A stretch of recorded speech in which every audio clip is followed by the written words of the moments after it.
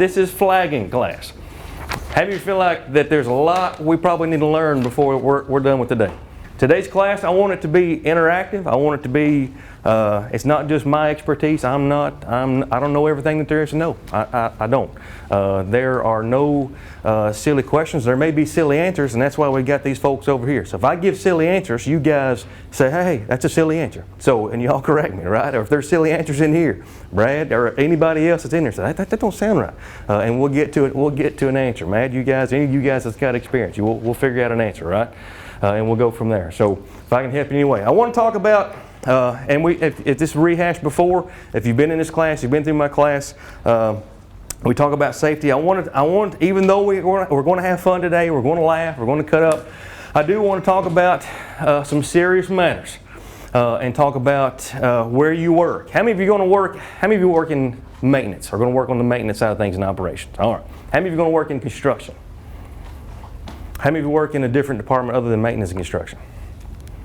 Somebody didn't raise your hands. Do you even work here? Do you even know where you're going to work? I don't know. We don't have garbage pickups. I don't know. So anyway, it's interactive. That's how this is going to work today. So if you do, I'm going to request your participation. That's how today is going to work. So all of us, at some point in time, we're going to be working out on the roadway, right? And it's a very, very dangerous place to work. I mean, there's no lies to tell. Everybody in here that's worked here for more than a year, worked here for more than 3 years plus, have probably at least 1, 2, 4, 5 stories to tell about close calls and different things that's happened. So I'm going to start with, and I'm not going to bore you with statistics. I'm not going to bore you with a bunch of things, but I want to tell you, it's a dangerous place to work. And that's just how it is. And so we'll talk about safety for a few minutes.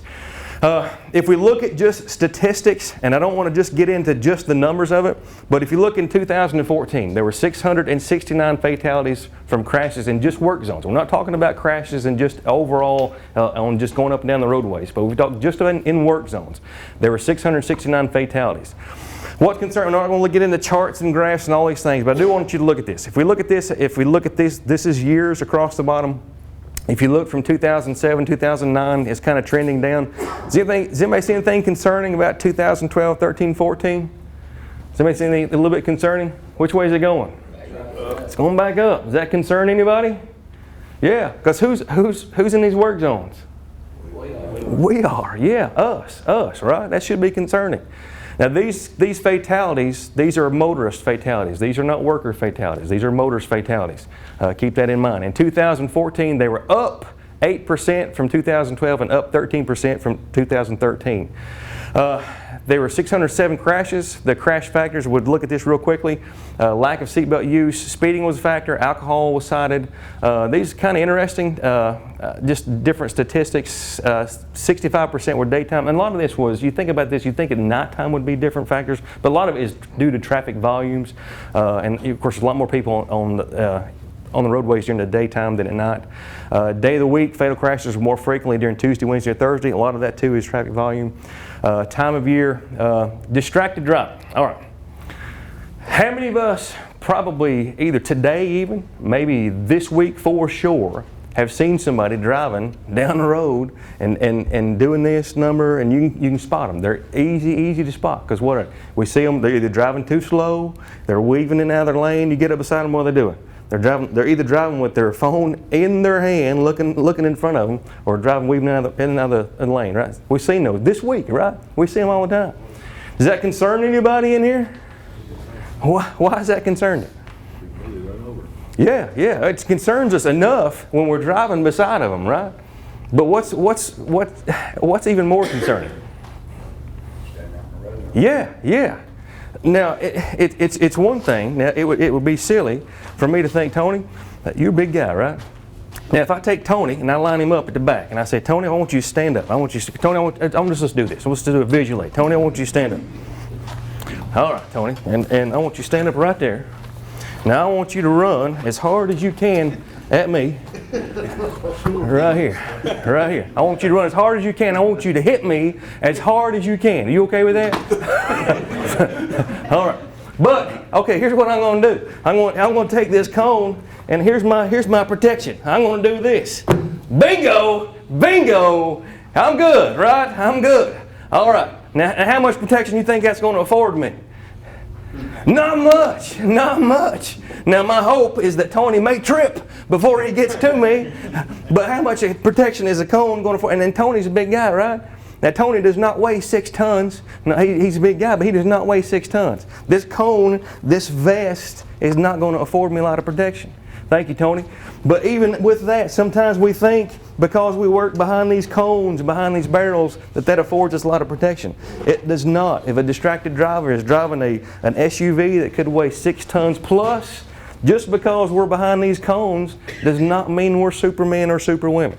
So that is we got to get out of that mentality. Sometimes we get complacent working behind these. There is a certain degree of heightened awareness that we have to have. You have to get comfortable to some degree working behind. That's just part of it, right? We have to get comfortable in some shape, form, or fashion. But we don't want to be complacent. You got to be aware of what's going on all the time, because these cones, these barrels, and even concrete portable barrier rail at some point, since we install that, will give us a little bit of protection, a little more protection. But just walking behind these is not going to save us from a distracted driver, right? Here's what's interesting. If you look at these things, we've seen these, and it's not just texting and driving. It's and we've all done these things. We've grabbed a sausage biscuit on the way into work. We're running a little bit late anyway. Grab us a biscuit, something like that. I try to be very cognizant of that anymore, and I'm not going to say never. I'm not going to lie to y'all. I'm not going to say I never eat, but rarely try to eat. I try to pull over, give us an extra 10 minutes, stop, eat in the car instead of driving, because what happens? What happens when you're driving down the road? You got your sausage biscuit either in your hand or laying in the car. What happens if it's on your leg? I want you to just think about this. What if it's laying on? We've all done this. We're all guilty of this, right? It's laying on our leg, whatever. We take a little turn, it slides off our leg. What do? We grab it, right? We've been there. Who else has done this? It ain't just me, is it? It's not just me. What do? We grab it. Where's our attention at? Our attention's right here. Where are we at? We're probably over in the ditch. Oh my gosh, we jump back up. We're off the side of the road, right? Little things like that can cause us. And so 10 minutes. 10 minutes can save us a lot of trouble. How many people in here have kids? How many people have kids that are on the road? Yeah. I got my daughter is 18. She's driving. My son just turned 16. He's driving. And I don't know what boys. Ain't got no sense. I thought my girl was going to be my work, but boys, they don't think right. And I guess I forget that I thought I was a lot smarter than he was, but he's not sharp. So I don't know what it is. But I think about if you think about this, I want you to think about some statistics. If you had the choice, you parents that have kids that are driving, that have kids that are on the roadway, if you had a choice to put your son or daughter in a car and put them on the roadway, and you had here's your choice. You could put them on the roadway with a driver that was beyond the legal limit, and they were beyond the legal limit, and they were under the influence, and they were driving on the roadway with them, not in the car with them, but on the roadway with them, or they were driving with somebody in another car that was a straight A student, top notch, honor roll, whatever, cream of the crop at the high school, but was just driving distracted. Which one would you put them on the roadway with? The drunk driver or distracted? Which one would you put them on the roadway with? Neither. If that was a choice, we'd all pick neither. But you got to pick one or the other. Which one are you going to put them on the roadway with? Yeah. Is that not scary? Statistics show that texting and driving, distracted driving, is 6 times more likely to end up in an accident than those that are driving under the influence. And if that don't shake us up, then nothing will. I mean, that's crazy stuff. So distracted driving is a big deal. And I want to, and I keep reiterating these things because it's a big deal for us in the state of Tennessee. If we look at just accidents alone, about 421,000 people are injured in crashes, 330,000 accidents, which means that 78% of all distracted driving are distracted because they've been texting while driving. 1 out of 4, 25% of all car accidents can be attributed to distracted driving, which is amazing to me. It's crazy. And we talked about that statistics. So if you look at, I want to just focus just on Tennessee. If you look at just our region alone, across the state of Tennessee, there's 24,000, almost 25,000 distracted driving accidents. In our region right here at this top, there's 4,500 accidents caused by distracted driving. If you talk about injury crashes, there's about 1,100 injury crashes, and injury crashes can be anything from just a small injury to near fatal, almost for critical injuries, but there's non-fatalities. And then if you look at fatalities in 2016 alone, there were 10 fatalities as a result of distracted driving.